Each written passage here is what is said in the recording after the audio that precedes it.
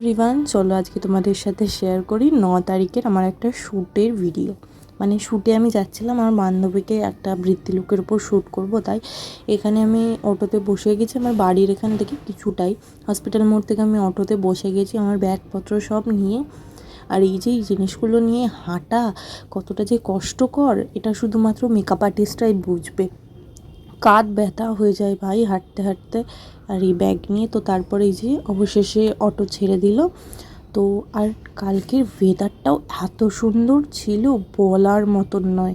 খালি চারিপাশটা দেখো কি পরিমাণে সুন্দর লাগছে। হয়তো আমার ফোনের ক্যামেরার জন্য অতটা ঠিক বোঝা যাচ্ছে না, কিন্তু পুরো মেঘ করেছিল আর ঠান্ডা ঠান্ডা হাওয়া দিচ্ছিল। ওয়েদারটা বেশ সুন্দর ছিল।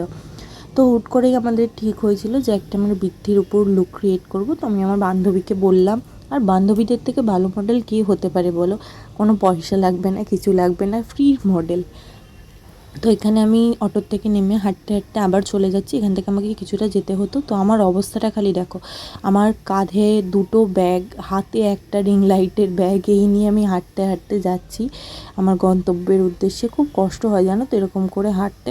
এখানে আমি ওয়েদার দেখতে দেখতে যাচ্ছিলাম, আর কিছু কিছু মানুষ আমার দিকে এমন করে তাকাচ্ছিল যেন আমি ছেলে ধরা চুরি করতে বেরিয়েছি, এরকম একটা ব্যাপার। এখানে আকাশটা দেখো, এখানে আকাশটা থেকে বুঝতে পারবে কতটা মেঘ করেছে।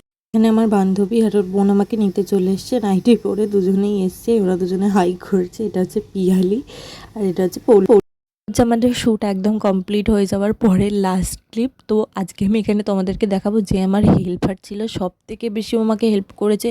ও না থাকলে এই শ্যুটটা কমপ্লিট হতো না। ও নয়, শুধু দুজনেই, ওরা যদি না থাকতো আমার শ্যুটটা কমপ্লিট হতো না। আমরা খুব মজা করে, হাসি মজা গল্প করে শ্যুট করেছি। আর বান্ধবীদের সাথে জানোই তো কেমন হয়। তো এই লুকটা তোমাদের কেমন লেগেছে অবশ্যই